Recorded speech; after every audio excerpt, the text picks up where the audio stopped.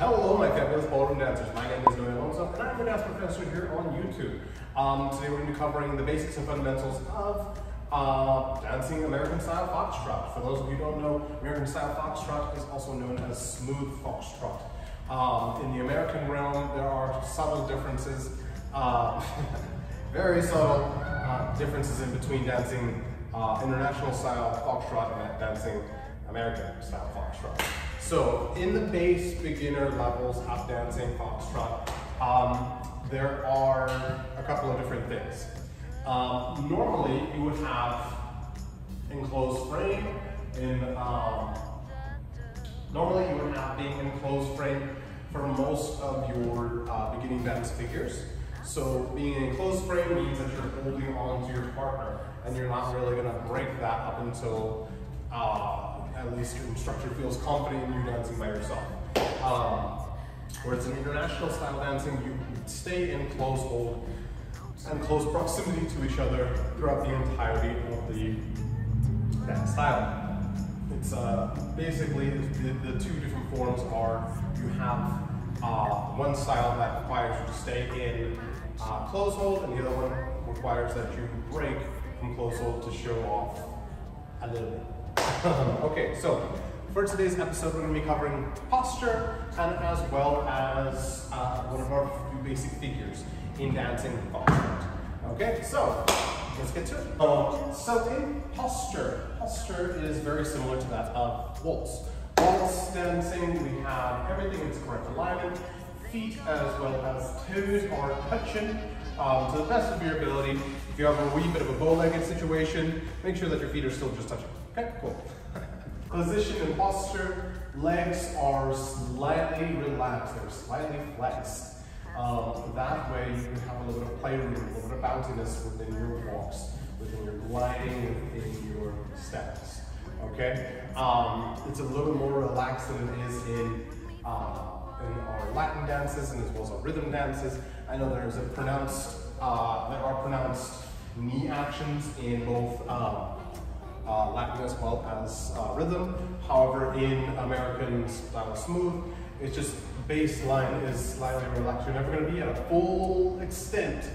Okay? Posture, everything is held slightly backwards. You're not backweighted to the point at which you're going to fall backwards, but you're going to have that slight little bit of flexion, connection to the floor. You'll be able to either heel tap or toe tap without really seeming like you're going way back or way forward before taking your step, okay? So in a neutral position, you're going to be, if you can see this, in a neutral position, you're going to have everything held slightly back, and then you're ready. However, when you take your steps, you seem like you're being pulled and held back before you actually take your step, okay? So that's a little bit on posture. Next thing is our first dance step. Now, in dancing Foxtrot as well as waltz, they're very similar. They're similar, but they are completely distinct, different entities. So in Foxtrot, you have a little more fusion of jazz, a little bit more of swing band in this particular style of dancing.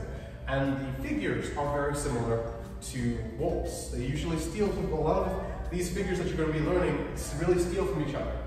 However, it's up to you and as well as your instructor to be able to define the characteristic differences in between the two dance styles and as well as the same step patterns that you might have to run through. So having said that, the way I like to think about this particular pattern, the first basic pattern that you get in Foxtrot is a walking basic. So just like in waltz, we started off with a forward walking step, yeah?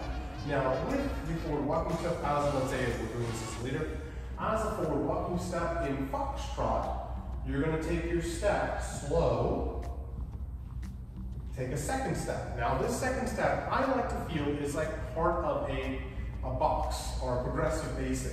So you know in waltz we covered forward, side together, forward, side together, yes?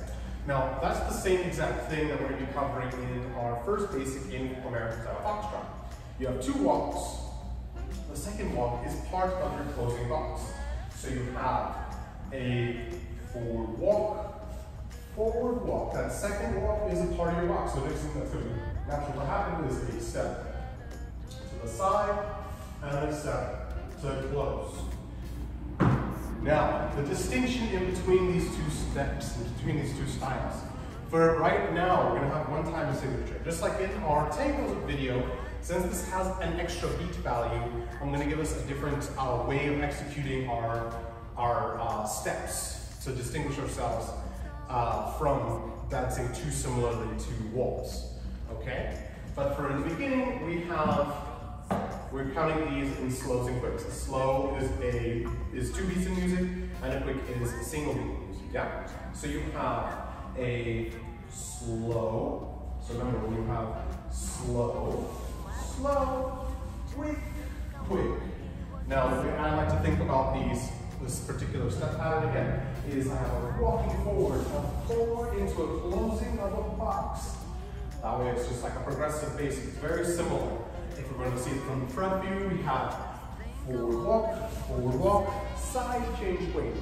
And I stay relatively low to the ground, kind of like I'm cruising, like going. It's kind of similar to tango. However, it doesn't have that sharp feeling. It's a nice little rolling action. Okay. Woo! So for the leaders, again, this is a 1, 2, 3, 4, 5, 6. And if space allows me, we're going to have again a 1, 2, 3, 4, 5, 6. We're stepping on the beginning of our slow. Okay. So just as a little bit of a hint, if we remember the tango video that we went over for the different timing, it's going to be exactly that. It's going to be a switch of the slow in order for you to play around with the timing and as well as make it look slightly different from each other. Okay. For the follow, everything in my correct position. Head position for my follows. Normally, instead of facing where it would be my 6 o'clock, the leaders are usually facing 12 o'clock. I'm facing 6 o'clock as the follow. I have my weight distributed over my left leg, flat, very solidly placed, not on the ball of my foot, not on the ball of my foot, not on the heel. I'm very solidly in between. That way, if I needed to, I can heel tap. My head position, instead of being at a 12 o'clock, I'm going to be about at instead of being at a 6 o'clock, I'm going to be at about a 7:30. Okay, so now when I go from here, it's just walk. So we have again, everything in its correct alignment. Let's go to the camera, yes. Everything in its correct alignment is a slow. And then finishing on my box. Now remember, when I go from my closing of my box, it's feet pointed, again, feet pointed straight forward, or pointed towards my partner. If I want to have this off to the side because they are in close contact, that's completely fine as well. Now what happens is that we have a 1, 2, 3, 4, 5, 6. Notice that my feet are closed and towards my partner, okay? So again, for the ladies, it's going to be a slow, quick, easy peasy, cool. Very quickly today was about understanding the first basic concept of dancing American Style Foxtrot. In closed position, remember, so if I switch off into a follow or if I'm a lead, it should be slightly apparent that this is going to be again in closed position, which means that we're going to be in a closed position, which means that I'm in dance frame, okay? So if you're feeling good about this one, check out the next video. The next video is coming out on Thursday. So today's Tuesday, next one's going to be on Thursday, the next one's going to be on Saturday. And then the next week is going to fit all the same suit. So for those of you who don't know, again, my name is Noe Alonso, and I'm your dance professor here on YouTube.